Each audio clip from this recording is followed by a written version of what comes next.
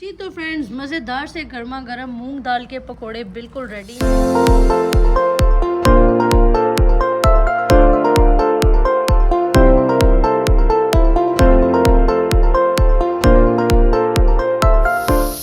अस्सलाम वालेकुम फ्रेंड्स, कैसे हैं आप सब लोग। उम्मीद करती हूँ सब ठीक ठाक होंगे, मज़े में होंगे।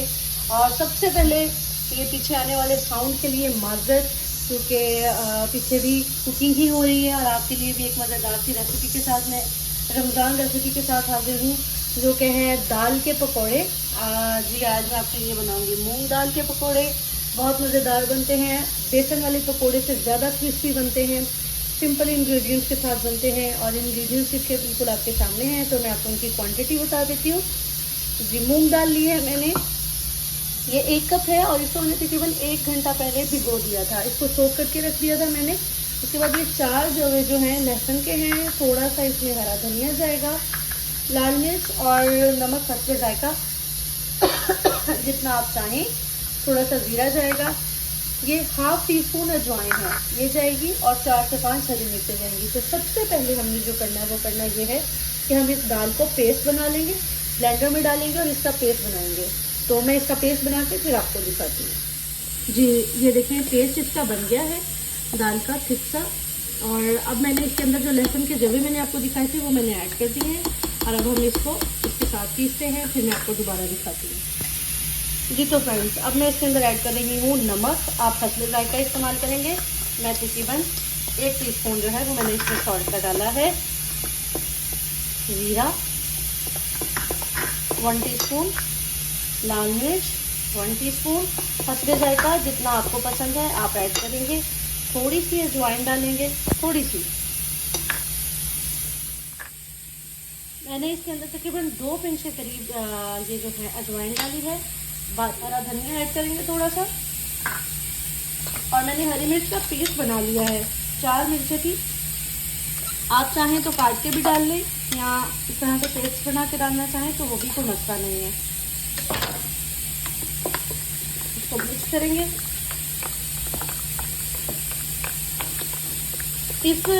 इन पकौड़ों में प्याज नहीं जाता, ये ऐसे ही बनेंगे। इसमें अब हम थोड़ी सी हल्दी ऐड करेंगे, बिल्कुल थोड़ी सी।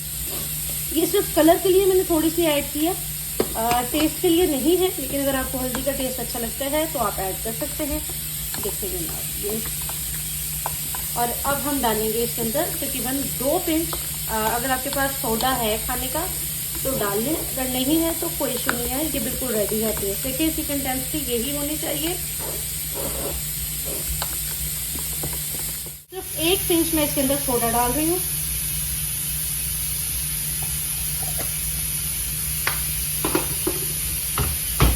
ये बिल्कुल रेडी है, मैं आपको ये फ्राई करके फिर इसको फाइनल दिखाती हूँ आपको। ये तो फ्रेंड्स, टाइम थोड़ा मेरे पास कम था, तो ऑयल ऑलरेडी मैंने समोसे बनाए थे, उनका गर्म था, तो उसी को मैंने पैन में डाला और जल्दी जल्दी से इनको बस मैंने प्लेस कर दिया है। नॉर्मली हम जैसे पकोड़े बनाते हैं वैसे ही इनको हम डालेंगे और ये गोल्डन करेंगे, और फिर मैं आपको गोल्डन करके दिखाती हूँ।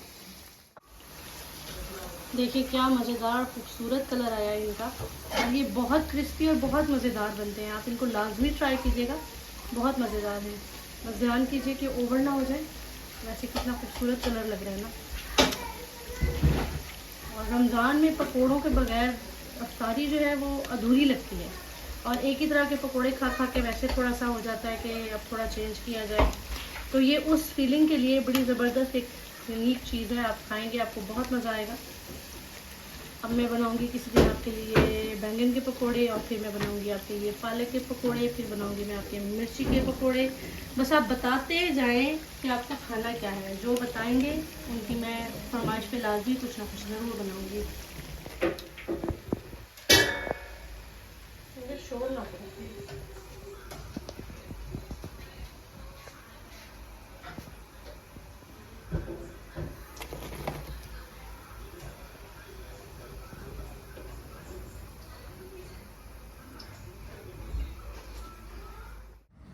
जी तो फ्रेंड्स, मज़ेदार से गर्मा गर्म मूंग दाल के पकोड़े बिल्कुल रेडी हैं, crispy you can see. And आप इसकी आवाज़ सुने, बहुत क्रिस्पी, बहुत मज़ेदार हैं। आप इसको सर्व कर सकते हैं ग्रीन रायते के साथ, मैंगो चटनी के साथ या केचप के साथ। बहुत मज़ा आएगा, बहुत मज़ेदार रेसिपी है, लाजमी ट्राई कीजिएगा। और आपको ये रेसिपी कैसी लगी मुझे ज़रूर बताइएगा कमेंट में। अपना बहुत ख्याल रखिएगा। नेक्स्ट इफ्तार की किसी भी रेसिपी के साथ आती हूँ। अपना बहुत ख्याल रखें। अल्लाह हाफिज़। मेरे channel Sidra foods and blogs को प्लीज़ लाजमी शेयर करें, लाइक करें, सब्सक्राइब करें और कमेंट करें। अल्लाह हाफिज़।